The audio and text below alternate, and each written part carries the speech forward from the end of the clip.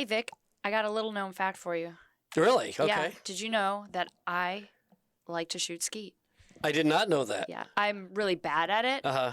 but I think it's pretty awesome. I probably could use a little practice. Yeah, I did it once. When I was a battalion XO, my CO was huge into it.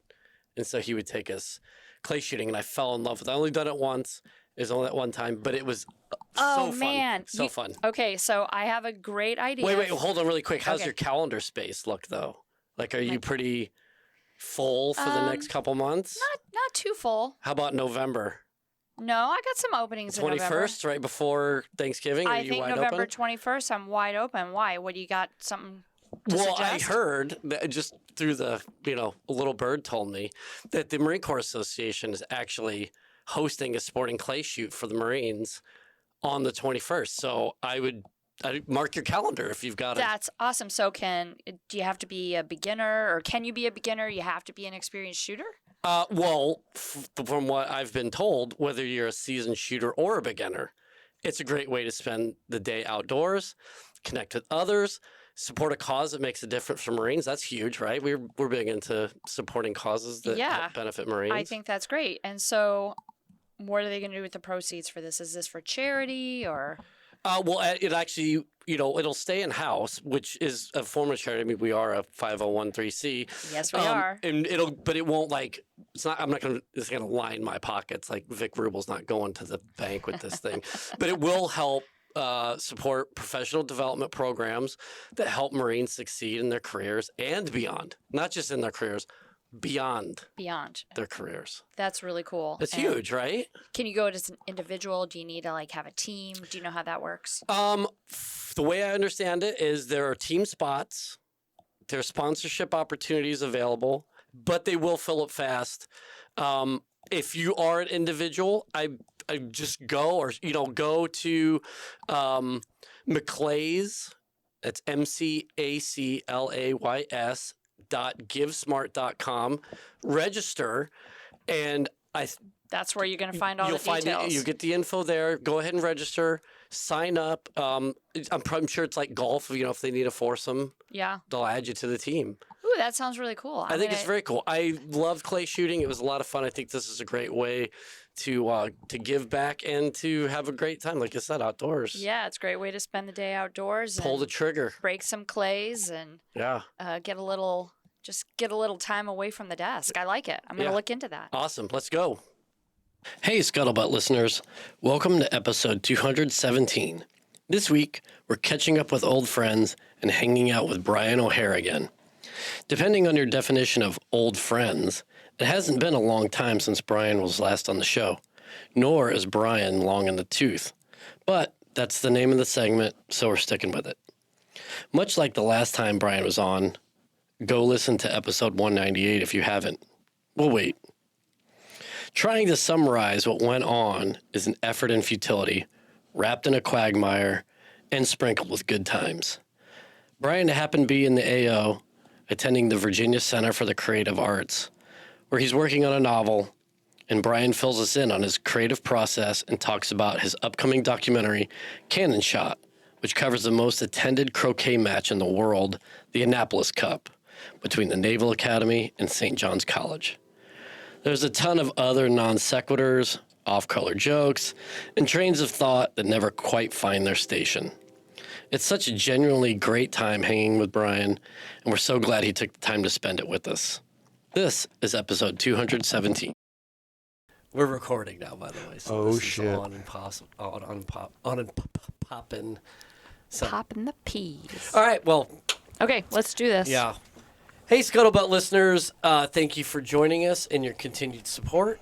Much to even my own chagrin today, I am Vic. I'm here with Nancy. Hey, Vic. How are you doing? It's a go. It's good. And I feel weird even mentioning that it's been a go. I'm fasting, too, so I'm, low on energy. But, because you've had a go for a while now. Yeah. And we can't do any spoilers. No. But you've been in the trenches. I have. Yeah. In support of the Marine Corps' 250th birthday, which is right around the corner. So stay tuned. Yeah, Big surprise. so a little stuff. looser in the shoulders, but you've got a lot of lactic acid built up in the muscles, right? I feel that I need to take a really, really long nap. Spa day? I'm thinking about it. Yeah. But I'm not telling anyone. Okay. I'm just gonna make the decision and whatever happens. It's gonna be a spontaneous spa day. Yeah. Or as they say in the Middle East, inshallah. Oh, okay. Yeah. And they also say mashallah too. They say mashallah. Yeah. I think mashallah is a cool term. God wills it. Oh yeah, got it. Like you show a picture of your inshallah kids. Is God, if God wills it, and then mashallah is like, oh, thank you, God. Yeah. It's a good word to throw around when you're in the Middle East. Mm-hmm. For sure. Maybe not for me. Yeah. But we're going. That's going to take this into a very different direction. I'm just going to leave that there. All right. We can walk on from that. Yeah. Well, so the voice from the ether is a very special friend of ours in this reoccurring series we're calling Catching Up with Old Friends. Brian O'Hare, thank you so much for coming in. Well, thank you guys so much, Nancy and Vic, for having me back. Yeah, we're excited. This has been the bright spot in the week. I can just make it to Friday. Yeah, that was really, that's so true. That's a no Yeah, I shit. mean, I'm dragging ass today, but I was, come hell or high water, was going to make it in for this damn thing. You. Yeah. It's a lot of pressure that you've just put on me. It isn't, because you Deal with yourself is just, I mean, honestly, just your raison d'etre. Wow. Reason for being is just, I didn't know he was going to. This is 3 languages for you already in one podcast. We're like 5 minutes in. I have one of those desk calendars that gives you a word, a saying a day in a different language. You have no idea what you just said. Yeah. But gracias, mi amigo. Exactly. I am. Like I said, I'm thrilled to be back here. I'm just happy that I didn't say something untoward last time and to get me banned. I think you said a number of things, which is why we brought you back. Okay, good. I do worry. As we were just talking about that, we do like to talk a lot. Mm-hmm. And sometimes I've found that when you do talk a lot, sometimes you say stupid shit and you have to apologize. Yeah. Well, it was a career destabilizer for me not having that filter. You're like, this guy's no situational awareness, man. See, I have enough filter for all 3 of us though, so all right, it's fine. Just like raise your hand up or something like that. I mean, I don't know. The kind of nice thing about me being just absolutely Mr. Freelancer is, I don't know. I can't fire. I can't get fired. Yeah. You can get us fired though. Absolutely, but that's why you have editing stuff. Well, and it's also that's the those are the nuggets that make you as a friend. We caveated before. We're not going to make this out to be that you're a friend that's old. You're just an old friend of ours. Which within the series parameters, you're the youngest. Of our old friends. I don't think that's correct. Not in age, but in time. But in time in our in our recording pool. Gotcha. Yeah, you very quickly jumped right into the old friends category. By the way, right into the. That's how awesome you are. Wow. The friend zone. You quickly jumped into the friend zone. I'm so happy that I jumped in. Me too. Wow. We're so happy to have you. Yeah. Wow. Oh, wow. Yeah. Oh, so let's talk about. So not only do we want you to come in, and why I wanted to be here so bad, because you're just such a joy to be around, and genuinely, I mean, all sincerity, is you. This wasn't easy for you to get here today. Like, so where were you, and why was you being here right now in person like such a cool thing? Because it didn't have to happen. Right. Yeah. Great question, Vic. Thank you. He's such a pro. I am. You're so. I know. It's I'm just sharpening my steel, man. Wow. So I spent the past. So I'm finishing up a novel right now, which I hope in this Old Friends series that when it comes out that we'll be able to talk about. Yeah. Absolutely. It involves the Air Force. Okay. Ooh. In this one, it's basically a very loose, very very very loose retelling of the story of the Iliad through like an Air Force remotely piloted what aircraft. an interesting concept. Yeah.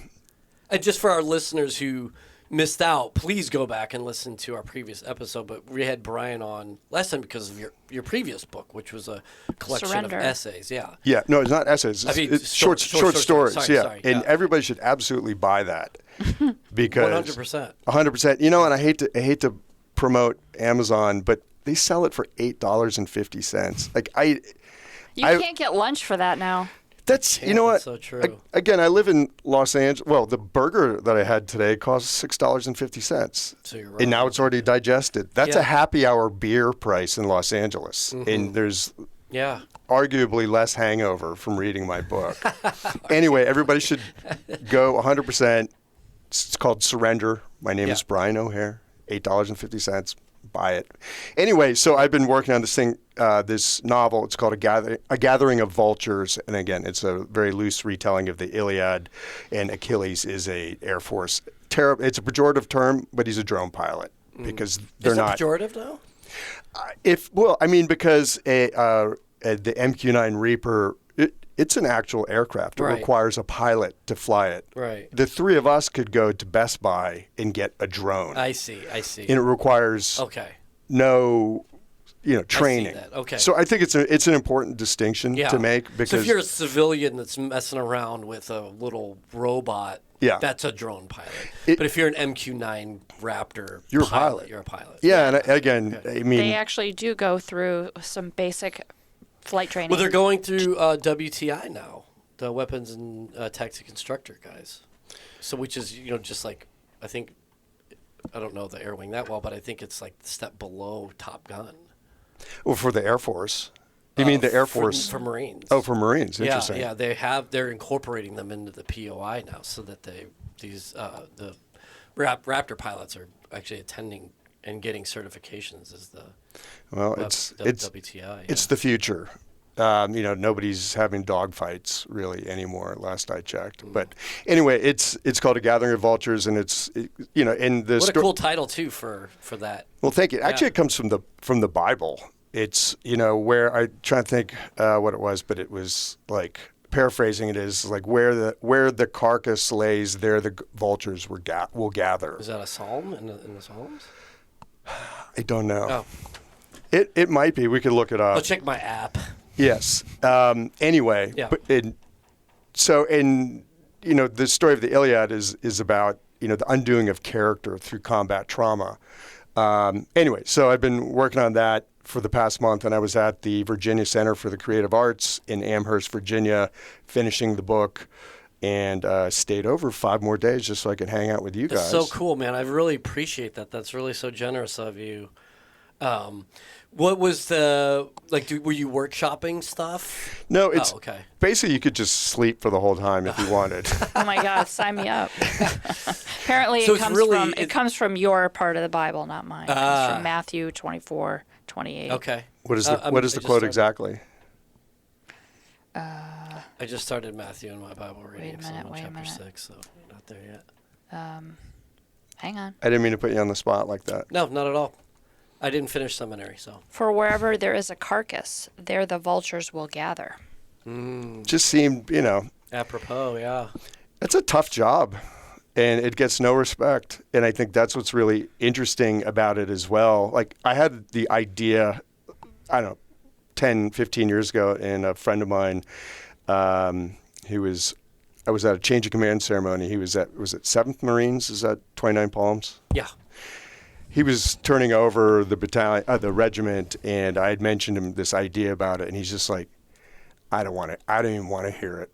He goes, fuck those guys. He goes, I'm up to my neck in blood. I don't want to hear how bad, like, some quote drone pilot has it. Right.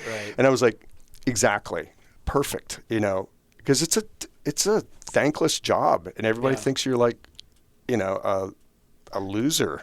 Well, but I will say, because I heard this argument, and unfortunately, the person making the argument to me was I think he was Department of State, or he was some foreign service officer, civilian, in a government service role.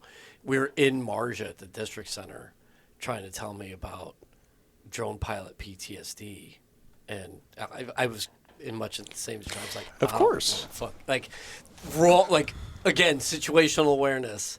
Recognize your surrounding. Yeah. This is probably not the place to talk about drone pilots. Speaking as someone with no expertise in any of this whatsoever, I'm going to play devil's advocate.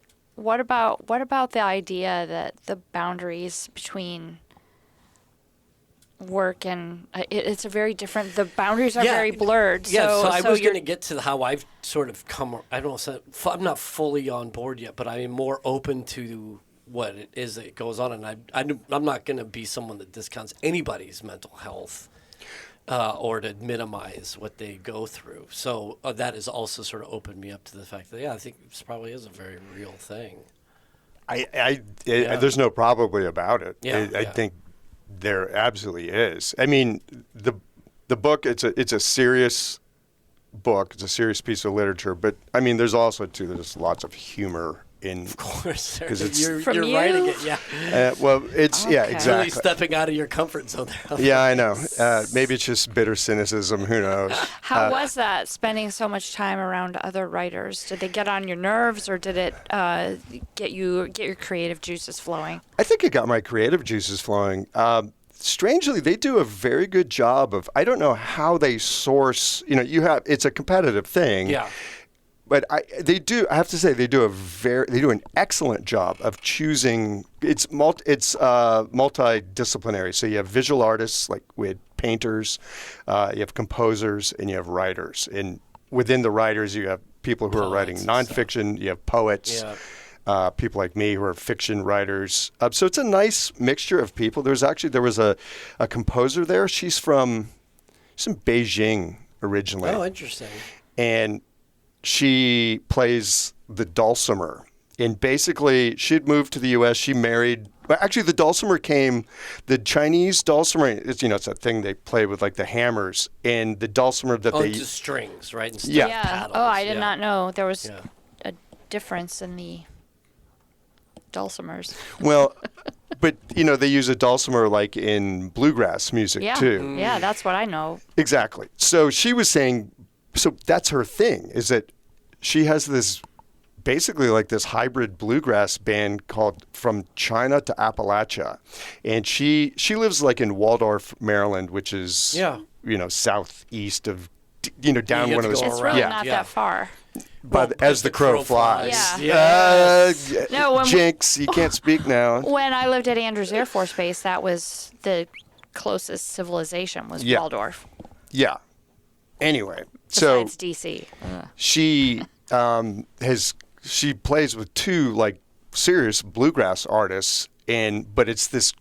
She's brilliant. Well, it sounds amazing. Wow, that's really cool. Yeah. So I mean, like stuff like that happens there. I never would have thought of that in a million years. Yeah. And it's like, all right, that's amazing and illuminating. And she's an amazing musician. Anyway, there's a lot of good creative friction.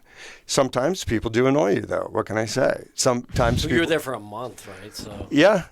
So yeah. People annoy me a lot, so I'm not really sure how that would work out for me. You might be completely annoyed because you're kind of stuck on this island with them, and it's very rural out there. It's like I guess it's a 19th century farm, basically. Wow. Oh, that's amazing. It's beautiful. No, it's really beautiful. Anyway, it was terrific. It was a killer experience. I had got so much work done. That sounds like a dream, really, to just be somewhere, and I can see where it could be a curse, but also a dream to be somewhere with the time and space and the task of getting the work done, the writing done. Absolutely. And you know what they do too is they make breakfast, lunch, and dinner for you as well.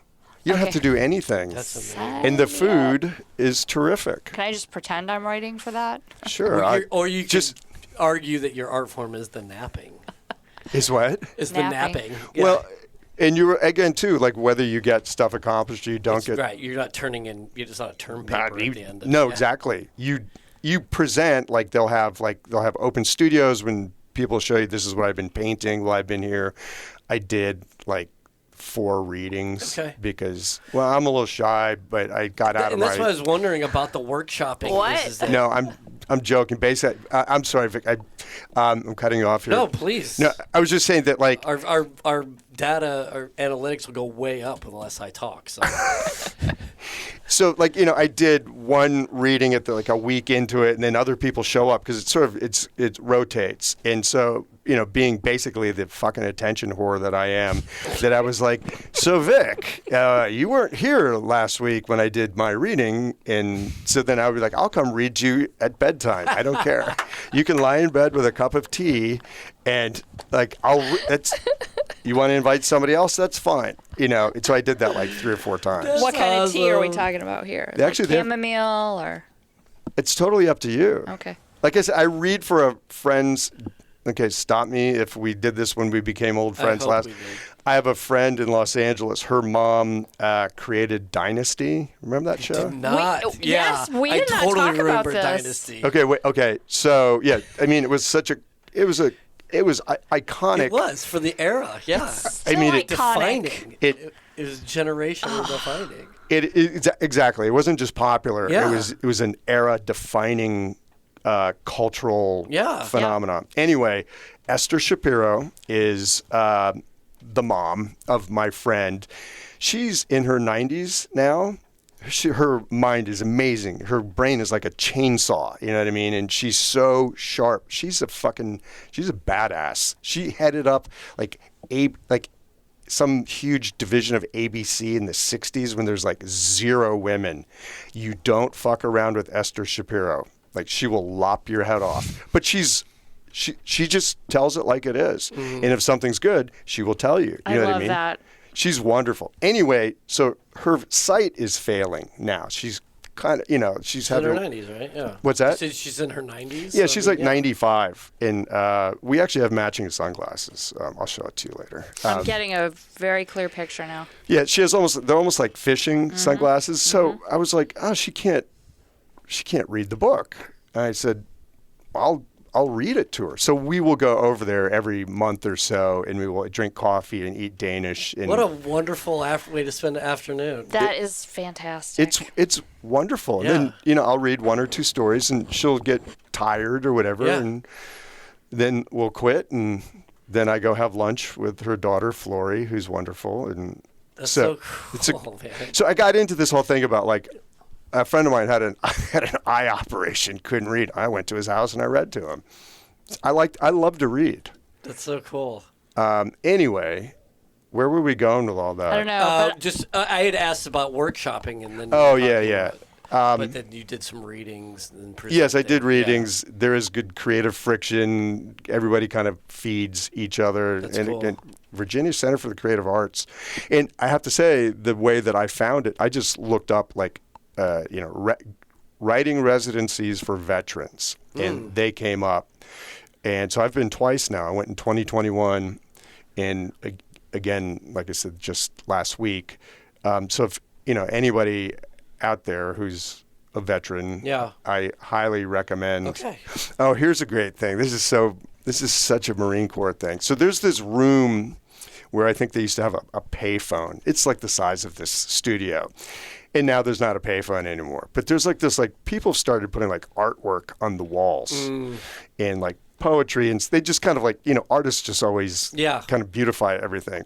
So I'm looking at it and I see there's this 3x5 card, and it says, there's a guy's name, and then it was like, comma, USMC. And I was just like, of course he had to put, The USMC part of it. yeah, it's like putting like PhD, Brian O'Hare, Brian O'Hare, USMC. I was like, it's so endearing, I think. Yeah. Because it's so predictable in the best possible way. Yeah. No, it's like, what is it? Like, there are stereotypes for a reason sort of thing. Yeah, I mean, I just saw that, and I was with some other writers, and I was like, that's significant, that USMC on there. And I said, And that's all it was. Yeah. And like, just the guy's name and comma USMC. as if that was just like his Foot Locker. That was his entire identity right there. That's all he needed. Absolutely. Like nothing more needs to be said. He didn't even put a poem on there. He didn't even draw a stick figure picture or anything. Just his name, comma, USMC. Have you Googled him? No, I haven't. I don't know. I mean, no, I think it's good that it stays. No, I think so too. Because maybe then I will truly find out. Because I love Marines. I don't love all Marines. You know what I mean? Yeah. I love them in this like the aggregate. Okay, so so I haven't been to the museum, the National Museum of the Marine Corps. I went today before I came over, and it's awesome. I love that place. But actually the best part was somebody was doing like a retirement ceremony or something. Okay. And I was in the upper deck, and I just started watching. It was for like a master sergeant. Another master sergeant, he basically does a performance as, badass master sergeant. I mean, he looked like $1 million in change. He looked like such a badass. And then he basically was like almost like dancing in a way where he was like it was almost like he was reciting poetry. I mean, he was not dancing, but the way he was moving around, and he had these theatrical gestures. He was saying, "This Marine," something. This Marine. So it was like a full-on performance. Though. I videoed it, and I was just like, again, Marines being Marines. Yeah. And I was like, that's just too perfect. And the fact too that I'm going to guess he was not aware of the fact that he was like caught being a Marine. You know what I mean? Yeah. And that was what was so beautiful about it. He was just being a Marine, and he's just like, oh, it's my guy, my peers, my buddies retirement thing, and I'm just going to do this cool thing. And I was just like, fucking badass. As badass as that museum is, that was the best part. Yeah, that's so funny. Because it really moves me. I love that stuff. And you can't write that stuff. I mean, you can't. I know. And so that just went away in like the old brain housing group. I like to use that term. Thank you. I'm glad you're still sticking with it. You're dating yourself with that term. It's okay. Especially when you put on your Go Fasters. Hey, I'm so old core, man. It hurts. What can I say? Guilty as charged. That guy, USM. What else? What else you got? I'm an open book. Okay. Yeah, no, we got Vic and all Nancy. kinds of cool stuff. So did you accomplish your writing goals while you were there? Yes, and then some. Oh, Nice. That's great. So I've been working on this for probably about the past 2.5 years or so. So this is not like, it's a first draft. I'm probably like on my 27th draft. Wow. I mean, again, I think us as Marines and as writers and like we're good grinders. You know what I mean? You just know what's got to be done, and you just like keep moving forward. I have this amazing editor in Los Angeles, and again, shall we say he's fairly sober as a, he has Like literally. I mean, or more in his persona. In his persona. Oh, okay. Yeah, I know. I'm not He saying. has no qualms about telling you he doesn't like something. Absolutely. Is what you're trying to say. Okay. Yes, Gotcha. and I mean, and his whole thing is that like, It's always about the drinking. Does a lot of day drinking. Like, what are we talking about? yeah, he's a genial curmudgeon. Okay. And he's a legend. I wish somebody would describe me that way. Maybe they don't use the genial. Or maybe they just say you're genial. I think maybe a different word altogether. Well, it's just nice to be noticed, right? It doesn't matter.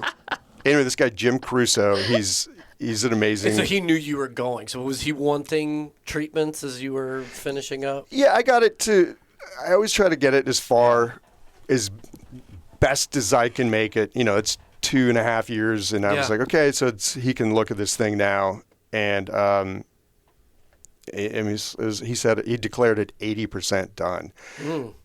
He's a guy That's that yeah, exactly. He's like usually he's like a 50. He'll cut out half of everything, and then you. So in reality, you're about 160% done then, because he halves it all the time. I don't know. That's Is that too much math? wow. That's like that's some STEM stuff right there. No, thank you. Yeah. Anyway, It's some kind of thing. It starts with an S. Right. So I had to fill in 20%. I knew exactly what I was going to fill in, like created new stuff. So yes, that Okay, great. that happened, and it was excellent. And then being the the grinder that I am. I just started at word one and just. Well, because I think in my limited experience in trying to write creatively, is when you get that feedback that, hey, you're like 80% done. It's double-edged sword, right? Because you're like, great, but then you're like, fuck, I thought I was 100% done. And now I have nothing in the tank for this last 20%. And so the fact that you were able to dig deep, that's pretty cool. Well, I mean, I think the more, as you create a world, this is just my approach to things, that like I know these, these people, I know these people, right. These characters as people. I know how they think. I know their life philosophies. I know what they would say. And then, your 2.5 years, I know for me, it's like my subconscious works on things, and I'll read other stuff and it'll inspire like, ooh, this is an interesting model. Yeah. And it could be adapted to, again, Creech Air Force Base in, outside of Las Vegas this way. So, I mean, stuff just, it fills. I think that's such a, like you could always tell when you have dense world building that the author is like really invested in telling the story. I think otherwise, why tell the story? Well, there's others where, the characters are just sort of foils for either like, tech nerding out, like, oh my God, he's using the PQR 75. That's, like you get those sorts of books, or you get the history folks, right, that just want to like immerse a fictional character into a real life. Yeah. But I think, when it comes to the dense world building, I fall into that a little bit. We had a really fun prompt when I was going through graduate school, and it was talk about one of your characters outside of the story that you're writing, at the inflection point where they were outside of the narrative that you've already developed for them. And one of my characters, I had it at his high school graduation, when the Marine, he doesn't go to boot camp, but the Marine recruiter is still badgering him about joining up, and his dad's a Marine, a retired Marine. And so there's this interaction between the three of them as he's coming home from a, graduation party, still hammered. Dad's pissed that he's drinking, but he's also pissed at the recruiter for badgering him. He's already told him no, he's not. Anyways, so. No, but that's cool though, because your character is alive right this second. Yeah. That guy is alive, or he died, and somebody else then will be like, oh yeah, he died last year. But that life continues on. Again, my characters, they're doing something right now. Yeah. That's cool. Yeah. So, yeah. I mean, that's what's interesting to me. I mean, I'm not like oh God, I know nothing about Air Force culture, really. I mean, I can guess about it because I spent, 5.5 years in the Marine Corps, and I get that it's a separate thing. But you're not a complete outsider. No, and I interviewed, I found some guys who were RPA pilots and who were, trusting enough, God bless them, where for the price of, 5 beers, they told me some amazing stuff and really clued me into like Air Force culture. Because again, it is, I mean, obviously the Air Force and the Marine Corps are opposite ends of the spectrum. So, but I did have to have, there is a Marine element though too, because I just can't not. And it works. Yeah. Anyway. It's like the Jack Ryan syndrome, right? Like no matter what he's doing, it always has a reference that he was a Marine first. Well, I have to say, some of my favorite writers who were Marines, like Charles, you guys know Charles Portis? No. He wrote True Grit. I know that book. Really? Yeah. Portis was a Marine. Portis was he's been dead now for a while, but all of Portis's books are amazing. He wrote this one book called Norwood, and basically it's Portis's first book, and it's a story of this Marine, like Lance Corporal, or probably only a PFC. He comes back from Vietnam, and he has to take a car from someplace in Texas to New York City, and then lots of shit happens. But he's like this, he's a kid, basically. But if you read in Portis's books, he always has like a Marine character even if that character is not identified as such, it's masterful the way he does it, because he has such like discipline, rather than being like, oh, guy's a Marine. Yeah. I love the Marines. Yeah. But he will just, there's this one of, a curmudgeonly guy, he's in Mexico or whatever, and he gets involved with some shit. And somehow it's like something happens, like a flag or whatever, and the guy, he reacts as if it was like colors or something like that. And he just, it's this very oblique detail. And then you're like, oh, right. So this guy is a Marine. And like, he does it like 3 times in that book. It's like this, like, he doesn't specifically say he's a Marine, but you're just like, the way he was trained or whatever. And you're like, oh, it's like a little Easter egg. Like, I love you, Charles Portis. Winks and nods. Yeah, you're such a badass. But again, the lesson, I think, from a creative perspective is his fucking stellar discipline, rather than vomiting up like Marine Corps love, which it's hard not to do. Or just telling the reader. Yeah, exactly. What It's they're like supposed to be feeling or exactly. reading, or, Anyway, but I love that shit so much. And so again, I'm not a tech nerd. Oh my God. I'm awful.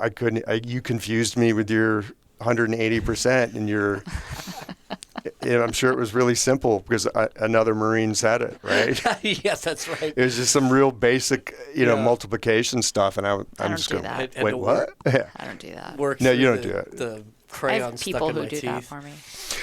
But again, that's what I loved about the museum. That's my takeaway. I'm fascinated by that story part because there's. No, we've had 2 of the curators on a previous episode. Go check it out.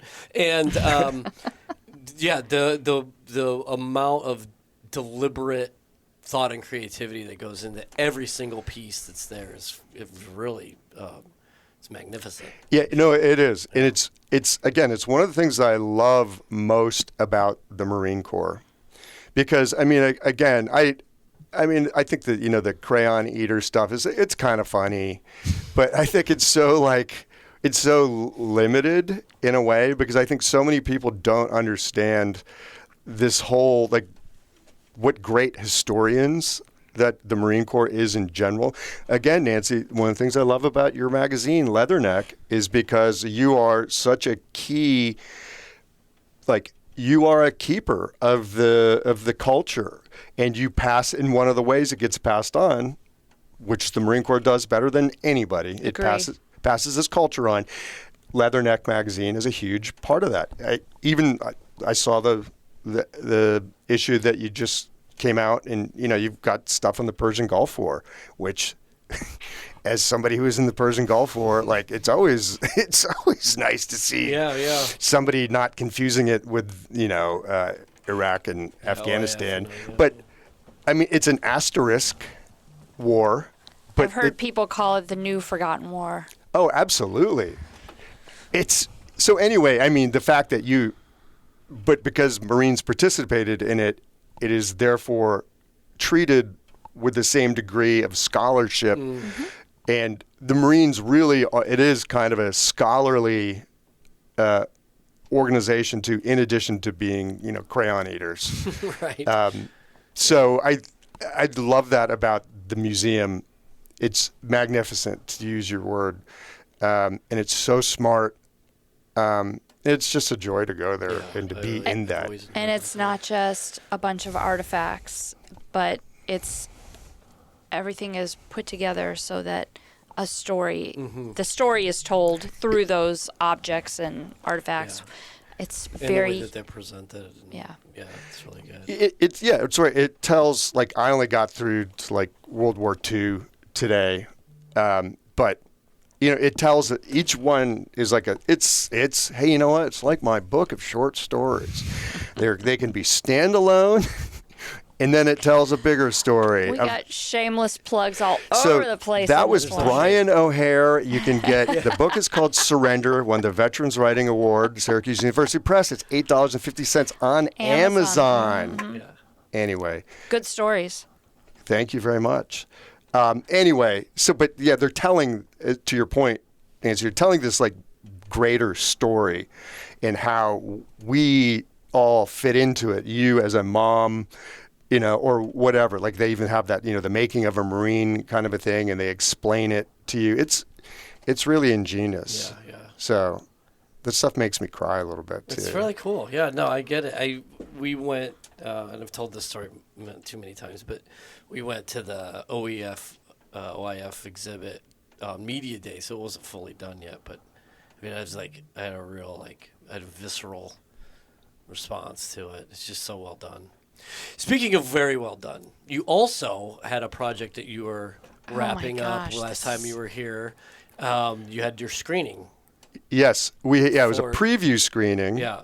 Sovic, another seamless transition. I can't keep up with you two. It's pretty. I know that the river runs fast here. Yeah, that's right. And if you don't go along with the current, bad things are gonna happen. Yeah. So yes, absolutely. And I think what you're referring to is my feature documentary called Cannon Shot.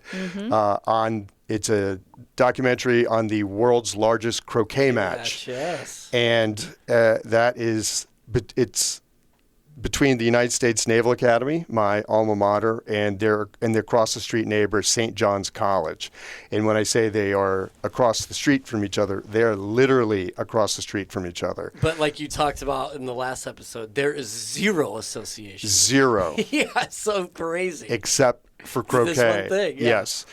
And have you guys seen that movie Best in Show? Yes. It's love. 1,000,000 times. Yes. This documentary is very Best in Show. But wait, is it a Bring back Busy Bee. Is it tongue in cheek in that way, or is it just because the scenario and the situation just brings that aspect out? Okay. It's funny. Croquet's funny. Yeah. All you have to do is say croquet, and it's so it's not a mockumentary. No. You're going in, and this is the environment. Absolutely. I mean, it's a deadly serious documentary. I mean, again, there's lots of humor in it. Right. But you really cannot be a serious, think about this, a serious croquet player and not have some of that Best in Show kind of somebody's talking about centricities. No, exactly. Yeah. And then, you'll interview, either the midshipmen or the Johnnies from St. John's. And in my head, I'm just like, do you hear yourself? Because they're both incredibly intelligent people.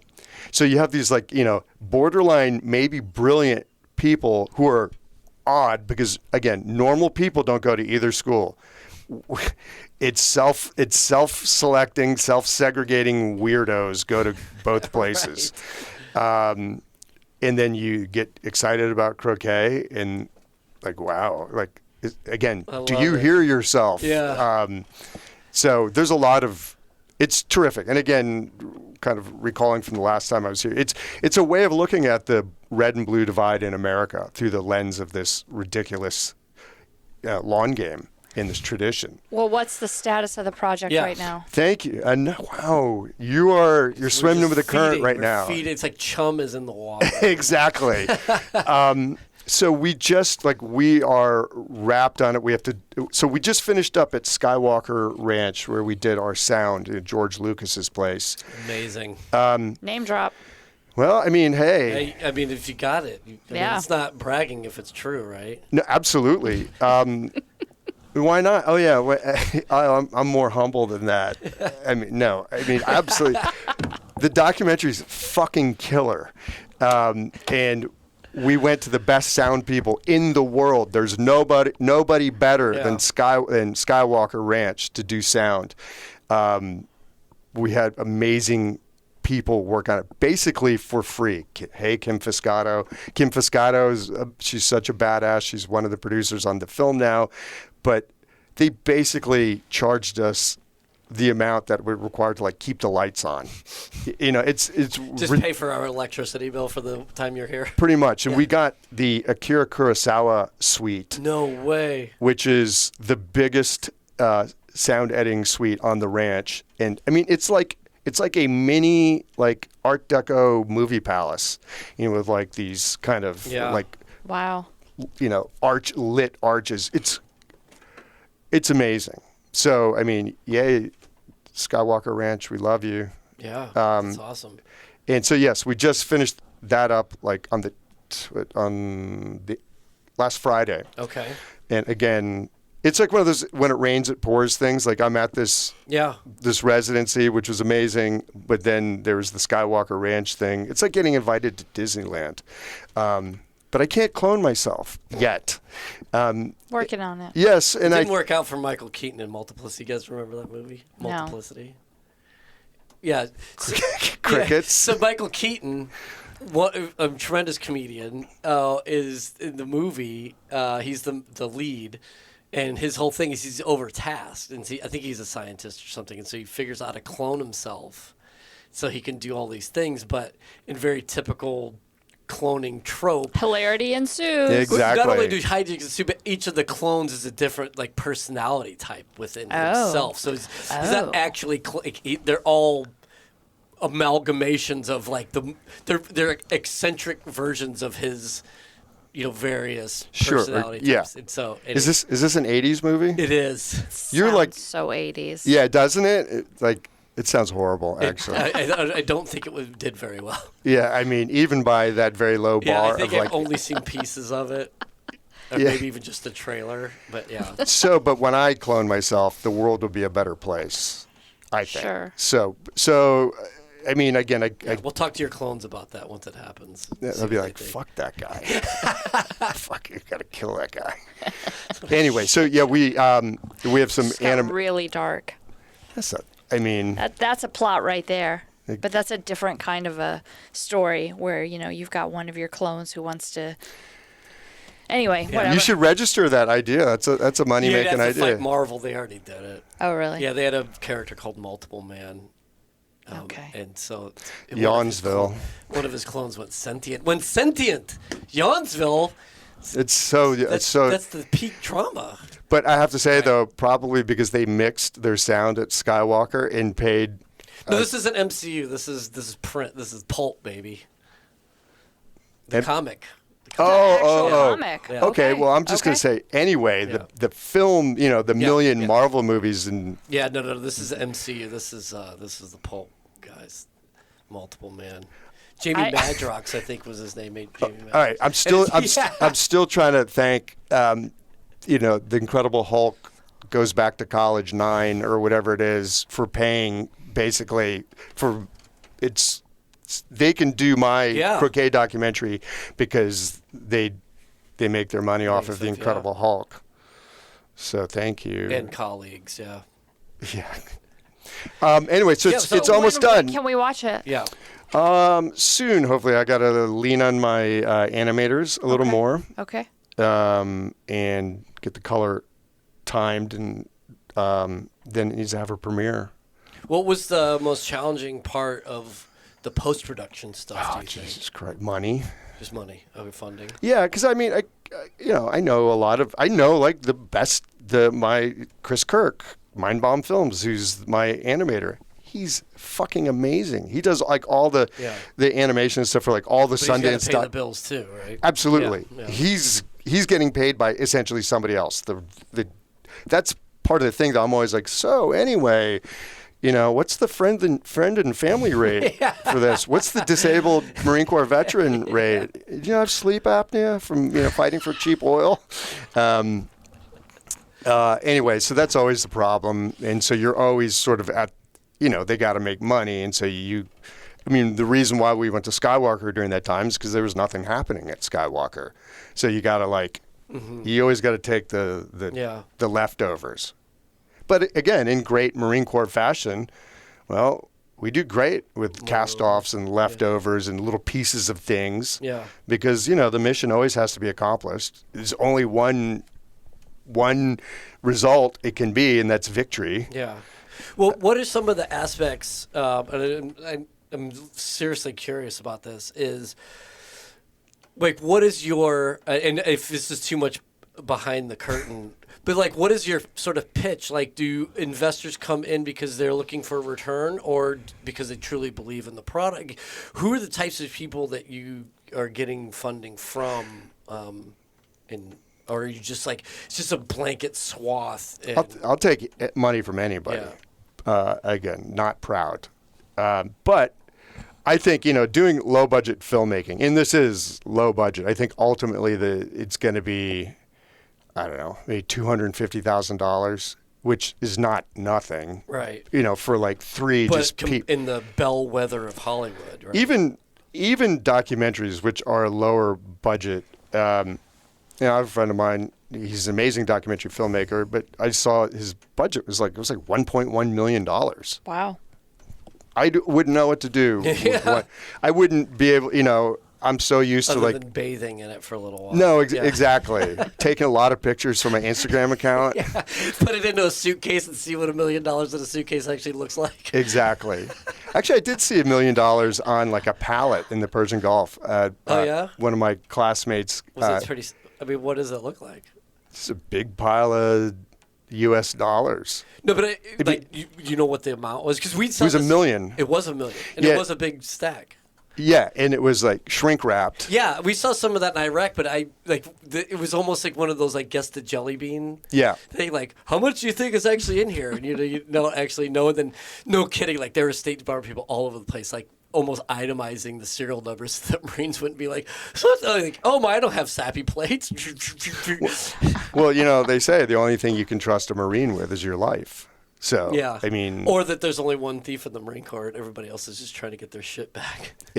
I've never heard that one. That's pretty good. Yeah. I'm going to steal that one.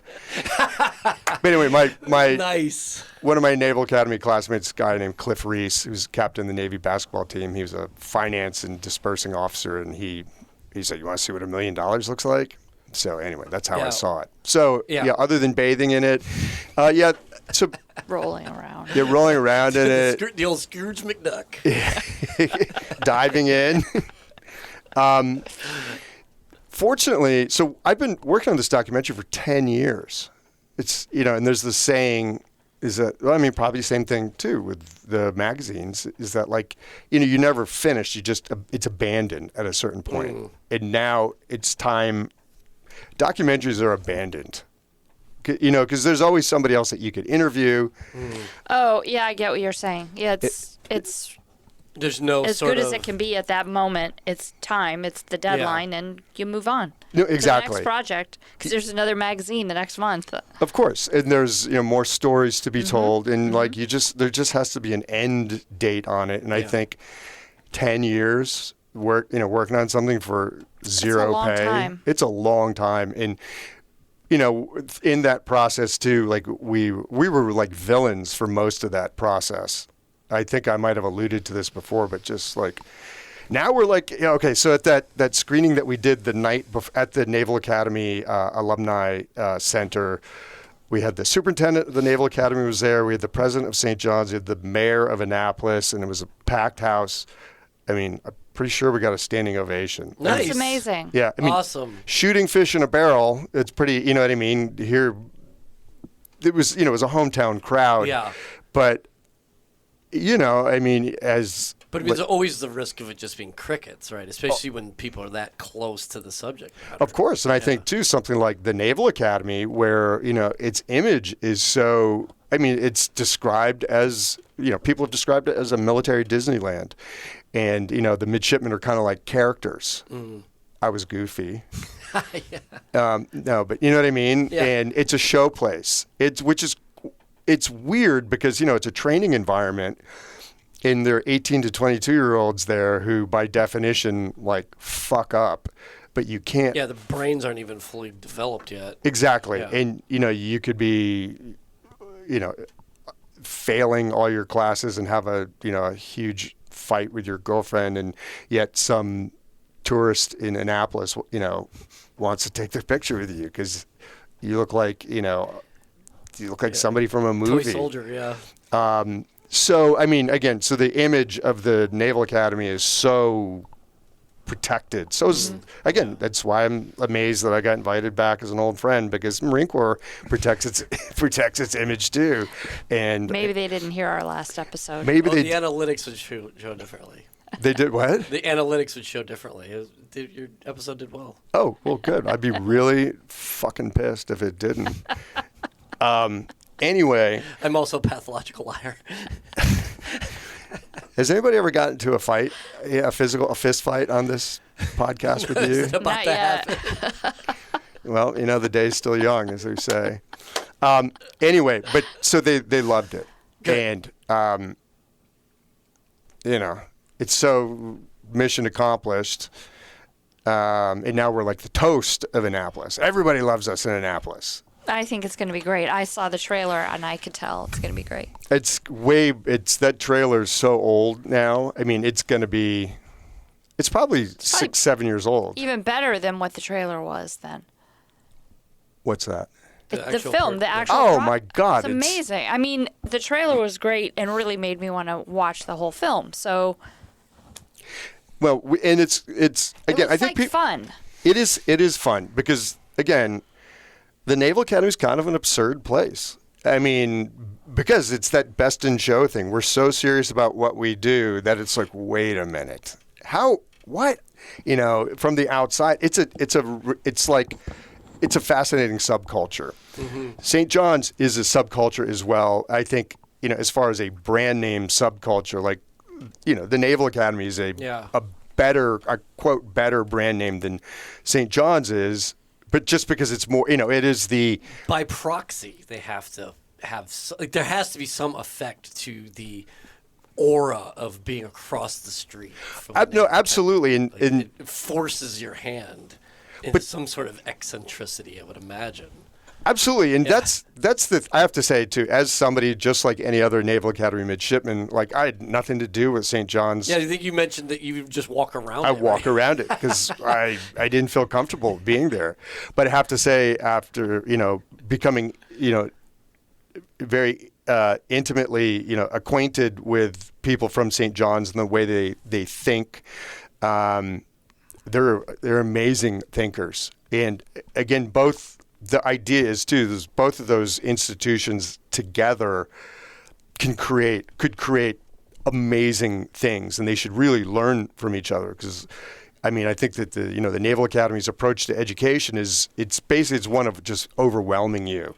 They just basically open up the top of your head and jackhammer information in, and then stress you out from oh no, you've got a parade to do. Well, yeah, but I have an F in electrical engineering, and I'm going to go you're going to make me paint parking spaces at the Navy Yard to get your money back from me, and I don't want to do that. But it's like you said, you're a history major, but you're taking electrical engineering classes, right? Like that was exactly history major and taking 2 semesters of electrical engineering. I took 3 semesters of electrical engineering because I failed one of the semesters, which is such a common thing. Yeah, it's absurd. It's a mental meat grinder. But I think maybe I alluded to before, I really think that the education that you get at a place like the Naval Academy is the history or electrical engineering or whatever it says on your diploma. Like, they have to put something on there. So they have to have these majors. I really think it's about creative problem solving, because you show up on day one, induction day, and basically they just throw problems at you. Like more problems than you can handle, than you can solve in 24 hours. But you have to solve those problems. And so if you can make it from induction day to graduation 4 years later and not get kicked out, which a lot of people do, or quit or commit an honor violation, I think basically that the Navy and Marine Corps goes, hey, these people have the requisite creative problem-solving skills for leading sailors and Marines in the fleet. Yeah. Because, again, back to the documentary, having no money, well... It's a bunch of problem solving. Exactly. Creative problem solving. And not quitting. What's that? And not quitting. So it's sort of that absolutely sort of grit to press on. So, I mean, as much as I bitch about the Naval Academy and I bitch about being in the Marine Corps, it really prepared me better than anything to lead this life that I live. So, I mean, it's all creative problem solving. Nothing phases me. It's like even the Naval Academy would say, so Zach Guerra, who's a 2000 Academy graduate, he's the director on the film, USC, University of Southern California Film School. he's a killer. But they would tell us that we couldn't do something, and we would, like the public affairs office, and we would just sort of look at them and be like, do you not know where we went to school? Like, who the fuck do you, like, you're class of 88, you know what I mean? Yeah. Like, class of 2000, like, okay, sure. We can't film inside we can't fly a drone inside the chapel. Okay. You know what I mean? And then you figure out how to do it. Because at least back in the 80s, the Naval Academy, it was very much an us against them kind of a thing. And it was great because it made your classes very tight. Because they were always trying to basically trying to extinguish you in some way. You're, again, why is a history major taking electrical engineering your junior year? And you get an F and they're like, fuck you. You're enlisted in the Navy now. It's like Squid Game, but without the dying part, right? No, absolutely. You haven't seen Squid Game either, have you? No. What's that? She hasn't seen Squid Game yet either, so. I've not seen it yet either. Oh, really? Well, I know what it's about. Yeah. Anyway. Okay, yeah. Michael Keaton was in that too. So anyway, but I mean, just sort of like if they say you can't do something, you will always, a good Naval Academy person, like a good Marine or whatever, will figure out how to do it. And again, they would say, these civilians would say these things to us, and you'd be like, oh my God, please. That's the classic, oh, bless your heart. Oh, the Southern jab. Bless your heart. But that's what that phrase was made for. They look at me or whatever, and they look at Zach, he's a gorilla, he's a huge guy. And they easily forget that you're like Marine, Naval Academy graduates. It's annoying kind of too. People kind of treat you. It's gotta be. Well, so we were waiting one time to see, speaking of being like in the villain days, even to the Naval Academy too, they're very suspicious about why the croquet team. Why? We've got this amazing football team. Have you heard of the Army-Navy football game? Why don't you do a document? That's so played out. It's so played out. Well-worn path, man. And again, I get it. Because the Army-Navy game it's an icon of this culture. It is the ultimate sort of sports rivalry. But that's why the croquet this is so much. I love thing this, is a story worth telling because it's a story no one knows except the people who are there and involved with it. Absolutely. Actually, even GQ magazine, this is a long time, like 15 years ago, described it as, not like GQ magazine is, the be all and the end all, but it was it's very popular, Yeah, I mean, it is an authority, a somewhat journalistic authority. They described it as the greatest intercollegiate rivalry in America or something, or the greatest unknown sports rivalry in America. Right. And I think, to your point, Nancy, I think that's accurate. Actually, the way that we had kind of stumbled upon the idea was, again, Zach and I were drinking beer as we're now. This is when we were talking about my editor being a sober guy. He's kind of a curmudgeon. This is to talk about actual alcohol consumption. Right. Okay. Gotcha. It was just an sober conversation, and we were both talking about how much we loved ESPN 30 for 30 documentaries. 30, yes, yeah. Because they're terrific. Because the great thing about ESPN 30. You got to watch. That's something you actually have to watch. They have a myriad. It's not. It is sports, but it is the story behind the sport. Right. It's not about wasn't it amazing that the Dodgers won the 2024 World Series? It's about. Or the Dallas Cowboys are so great. Watch this documentary. It's the good stuff. Yeah. It's a way of looking at society through the lens of sport. There's the great example is there was some guy who caught a foul ball at Wrigley Field and kind of stuff. Yeah, and basically it ruined his life. He got death threats because I know what you're talking about. I know that. Yeah, he did the reach out. Yes, and interfered with the play. Yeah. Well, I mean, he was whatever. They look at it from these angles, he didn't reach down, but that was the perception, right? Yes. Yeah. He was just a guy, and he just reacted, and he caught the ball, and then he basically had to disappear. So it's fascinating. I'm writing it down. Yeah, it's 30 for 30. Yeah, you could. They're really well. I think they Emmys or something. I think it was award winning. Oh, absolutely. Yeah. Anyway, so we were just talking about our love of 30 for 30s, and almost simultaneously the lightning bolt struck, and we're like, Navy St. John's croquet. You know what I mean? Yeah, We're like, wow, this is so weird, and obviously it's not about croquet. The interesting thing, too, is that we didn't really figure out what it was about, talking about this like not quitting stuff, probably until about 4 years into doing it. So I always describe it as sort of like you're like a homicide detective. The three of us are sitting around. We know that a murder. Can I use the voice again? Do it. We got him now. See, we got him dead to rights. See, okay. Pretty good there, Thanks. Philip Marlowe. Anyway. So you kind of go and you like collect. You know that again, this murder has happened, and then you go and you like, we're going to interview Vic. We're going to interview Nancy because they knew the victim, and then you give me a clue about. Oh no, I remember.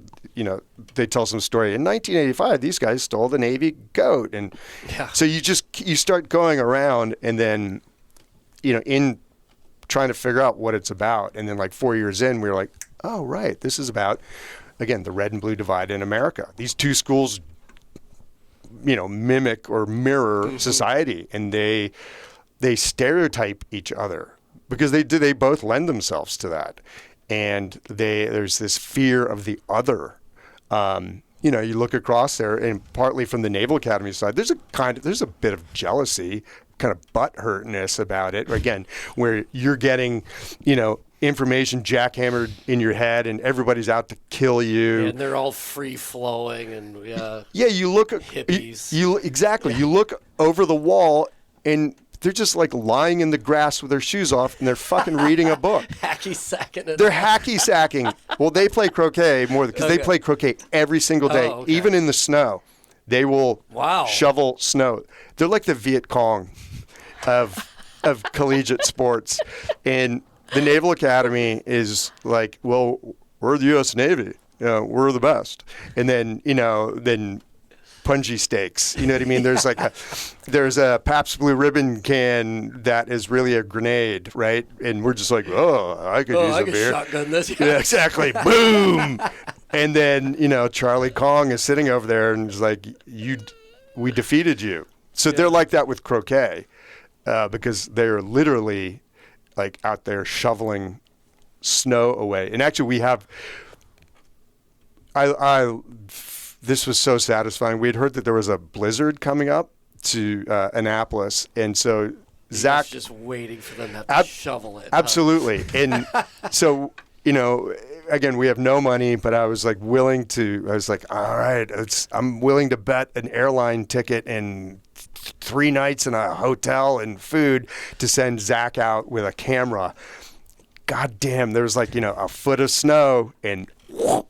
They were out there shoveling. I was like, bravo. Yeah, that is bravo. I don't think I would like either one of those schools. Oh, yeah. Neither one is right for me.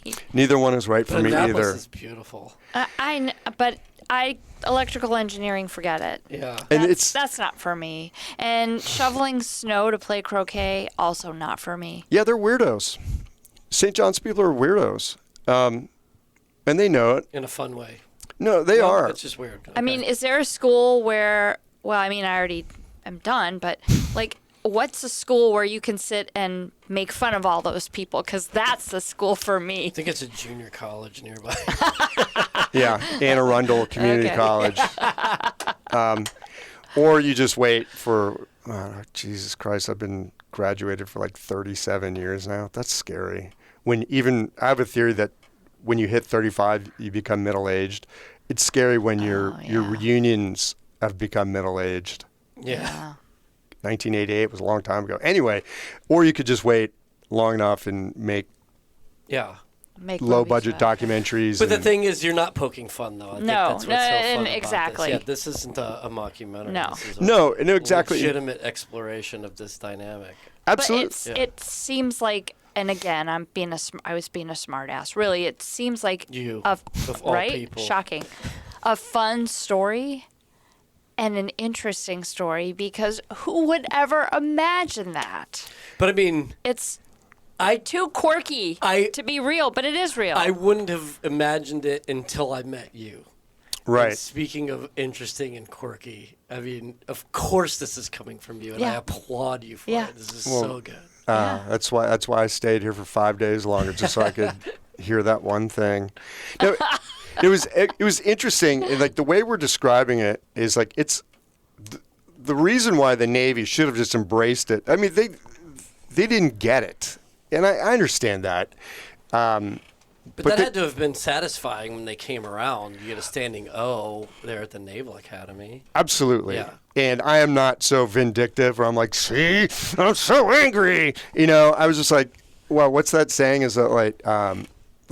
Which one? No, what is it? Success is many parents, failure dies an orphan, or something like that. And now, like, all of a sudden, they're like, oh, this is wonderful. All of a sudden, everybody's like, I remember, 8 years ago, I was a big champion of this. Like, no, you weren't. You threatened us with legal action. St. John's College actually threatened us with legal action. No way. Yes. And I mean, again, it's just like but you got stronger because of it. Well, I mean, again, creative problem solving. Yeah. I think maybe this documentary might be the hardest thing I've ever done in my entire life. I would imagine. Because again, you're just like two guys who are kind of hated by everybody. The Naval Academy is like, oh, Jesus Christ, what are these guys doing here again? But they want to talk about the croquet match. I mean, and here's really, I have to, I'm not going to say it. It's too controversial. It's too. Don't say it. No. It's because I am not doing well with editing, right? Okay, no, Don't say it. Let's just say that there's a certain aspect. The Naval Academy is almost embarrassed a little bit by the croquet team because I think it's not a warrior or combat sport. Right. And that's even a point that pilot brings up in the Naval Academy guy brings up. He's just like, so like Navy loses this match all the time. That's kind of magical about it too, because here is arguably the world's greatest military academy, because it's of the world's, in the history of humanity, the world's greatest Navy and Marine Corps. And there's only one reason for a school like that to exist, and that is to win. Otherwise, there's no point in it, right? Because we're all paying for it. It's a taxpayer-funded institution. So if you don't win... What was it all for? There's no point. And it's actually, there's a Marine major, this guy, Jay Antonelli, who is like the physical embodiment of the Naval Academy. He was a wrestler at the Naval Academy. I think he was on the Marine Corps wrestling team.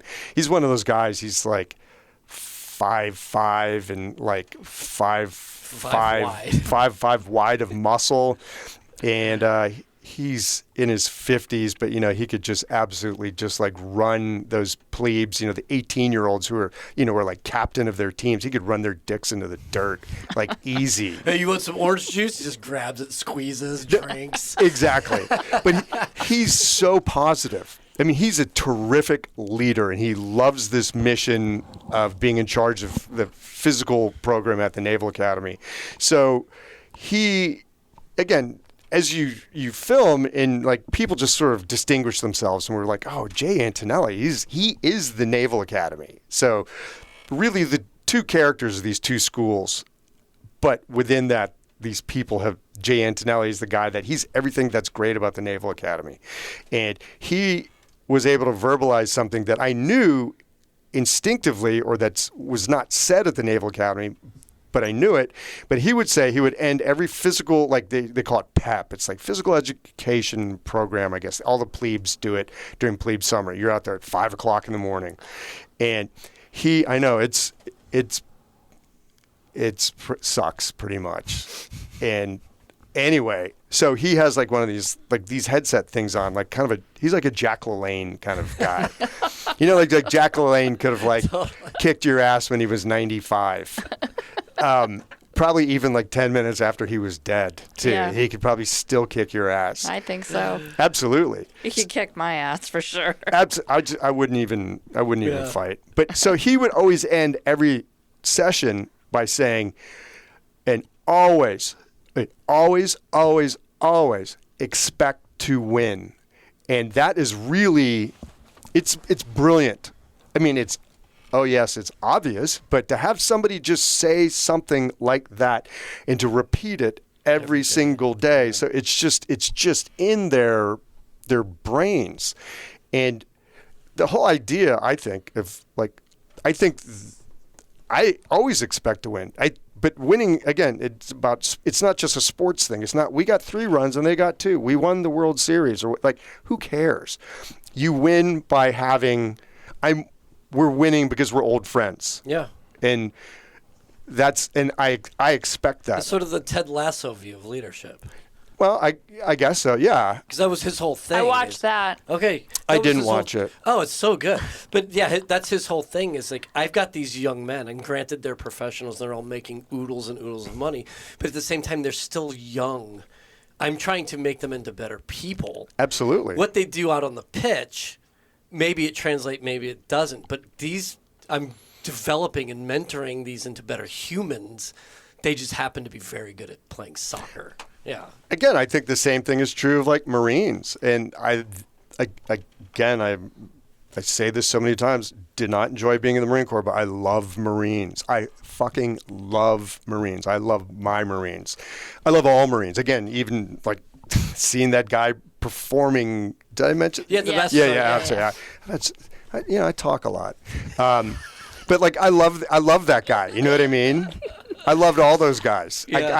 I knew I love those girls. I love them all because they are just being who they are. Mm-hmm. Anyway, so expecting to win, it's not as mercenary as it sounds. When the time comes, it means, yes, we took the island, we defeated the enemy, we won, we're alive and you're dead, and we had victory. But it's just an approach to life. Yeah. It's about like, well, I don't know, I expect to drink good coffee or eat good food. I'm often frustrated, but I continually like, it's about aiming for the 10 ring all the time. Right.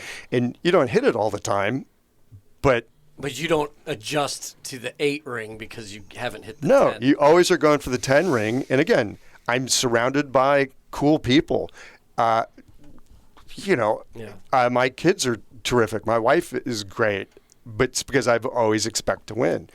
So I think, anyway, but it's interesting then because the Naval Academy loses this match in front of 9,000 people.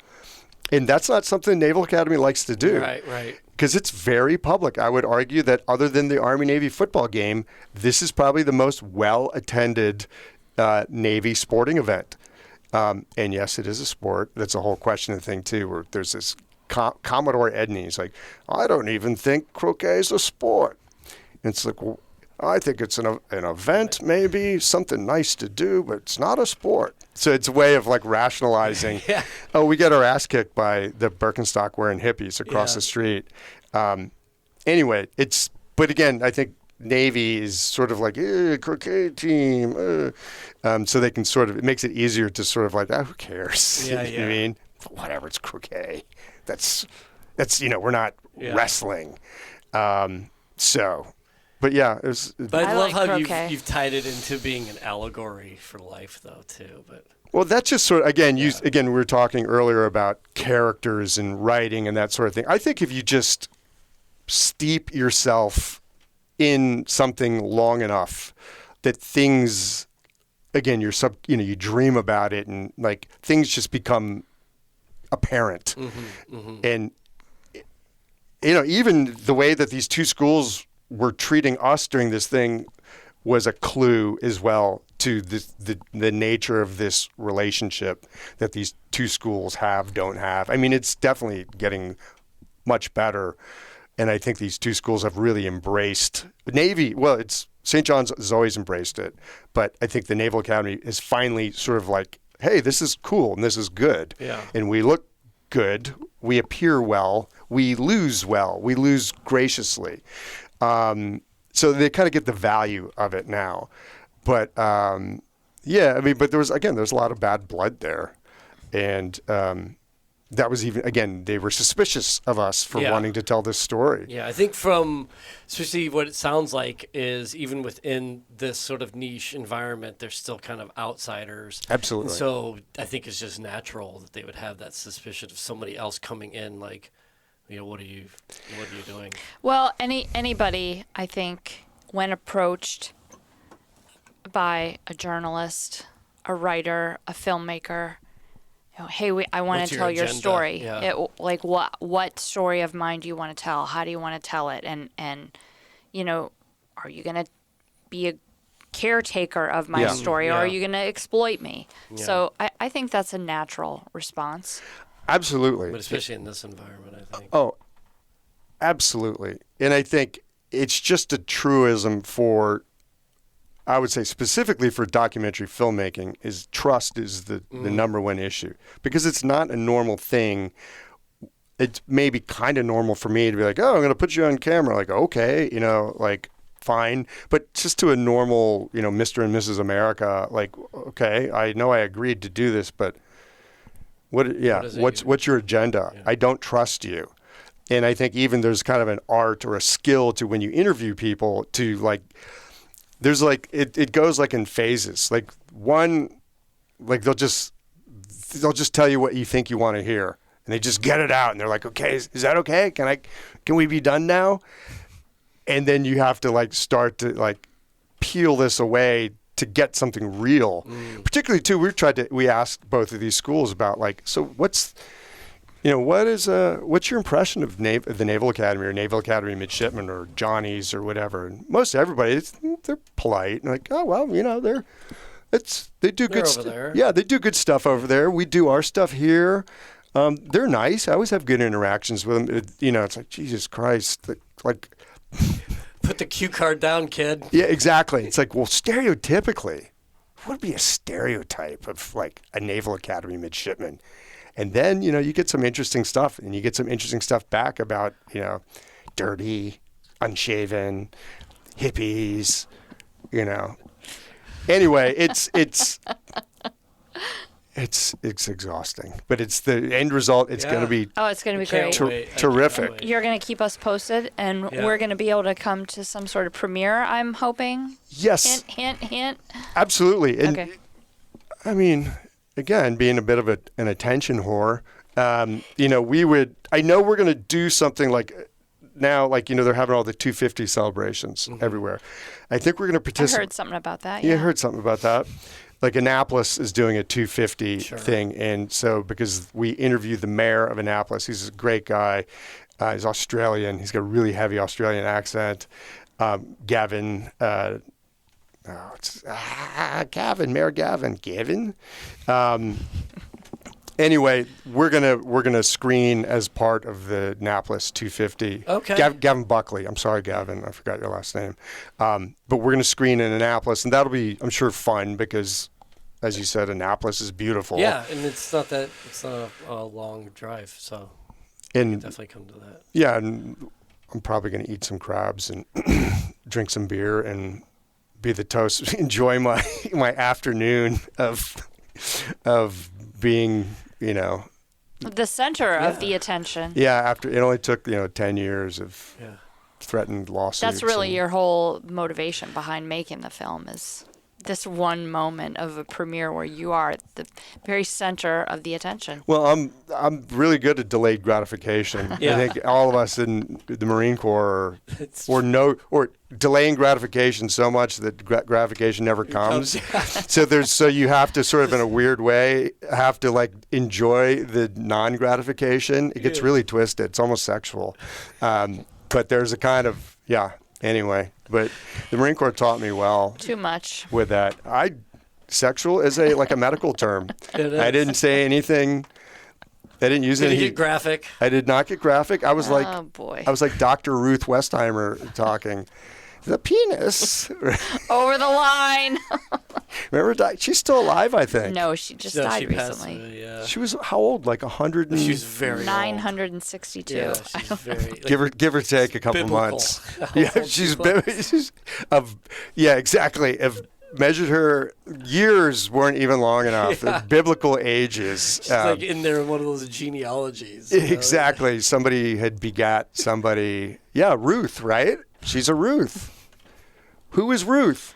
I know who. Esther. Again, Esther. Esther was who in the in Jewish. Esther. She was the queen of Persia. Xerxes. She was queen of Persia. Okay, it's a whole Oh my complicated goodness, yeah. story. It's a whole Megillah. I love that term. But My dad Mordecai- used to use that. I use that. That's what it is. The whole The Megillah. Book of Esther. Mor- That's the Megillah. So, anywho, But who was Ruth, though? Because she was a Jew, Ruth too, was right? the mother-in-law of She was actually a Naomi, Moabite. or actually the daughter-in-law of Naomi. Yeah, she was a And Moabite she first. Yeah. Was married to Boaz, and so Eventually. she's sort of. She was a widow, so all Naomi and her sons all died, so left her with all of the daughters-in-law. Two of the daughter-in-law went back to their tribes, and Ruth stayed with Naomi. Whither thou goest, Yeah. I shall follow. And then she ends up marrying Boaz. Wow. Yeah. But She is considered the first person to convert to become a Jew, a Jewish Ruth. woman. Ruth. Awesome. Well, Ruth, that was a nice. Who knew that we were gonna? yeah, Ruth what Westheimer. a good way to sort of Yeah, wrap it so. up too, is to reach right in. But we made a lot of references to Best in Show, and Brian, man, you are Best in Show. Yes. So, Yeah. Thank you again for taking the time. Brightening our day. Yeah, for delaying your trip to be here.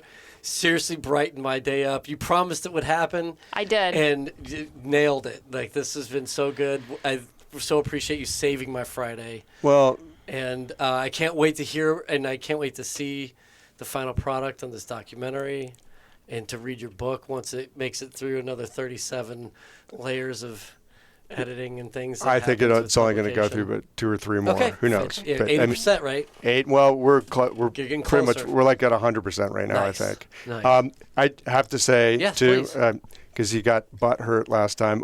My other producer on the Croquet documentary, Greg Brayton. Greg, we couldn't have made the film without you. You're a badass. He's from Alaska. He's a little weird. Oh, cool. Good job, Greg. Yeah, good job, Greg. Thank you, Greg. He's got to listen to like the full hour Yeah. plus. So We'll give him a timestamp. yeah, exactly. He'll just listen to that part. And I have No, to we say, need the listens. no, he's a glutton for punishment. And my wife too, Laura O'Hare. Thank you, Laura, Yeah, Laura. for putting up with all Thank you, stuff. Laura, for Greg letting and us Laura. borrow him. Yeah. And thank For you guys. loaning him I to us for We You're- love having you in. this I is so good. I love being had. And yeah. And I will And been had you have. exactly reinventing the English language here. Okay. But thank you guys. I can't wait to come back. Yeah, this is so good. Thank you. The Marine Corps requires leaders of all ranks to have a deep understanding of war and the employment of force. MCDP 1 reminds Marines that the military profession is a thinking profession. Every Marine is expected to be a student of the art and science of war. It goes on to say that every Marine has an individual responsibility to study the profession of arms. Self-directed study in the art and science of war is at least equal in importance to maintaining physical condition and should receive at least equal time. The Marine Corps Association understands the critical importance of ensuring that Marines are as mentally ready for combat as they are physically ready. That is why we offer an entire page dedicated to wargaming on our website. We have recommendations for both tabletop board games as well as computer games. And for Marine Corps Association members, there is a discount code for War Game Design Studios that you can find on the website. War games are a great way to immerse yourself in history and to put yourself in the shoes of the great leaders of history. Go beyond guided instruction and experience the thrill of wargaming. Check us out at mca-marines.org/decision-making-exercises/wargaming-2. That's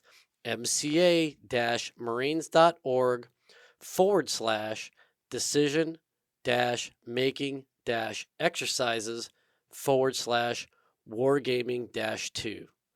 Take your training to the next level. Scuttlebutt is a production of the Marine Corps Association. You have heard the voices or contributions from Major Vic Rubel, USMC retired, Nancy Litchman, William Truding, and our guest. Ty Frazier is the editor, sound engineer, and technical producer. The Marine Corps Association is not an agency of the U.S. government. The opinions expressed in this episode are the personal views of the participants and do not reflect the official position of the United States Marine Corps, the Department of Defense, or the Marine Corps Association.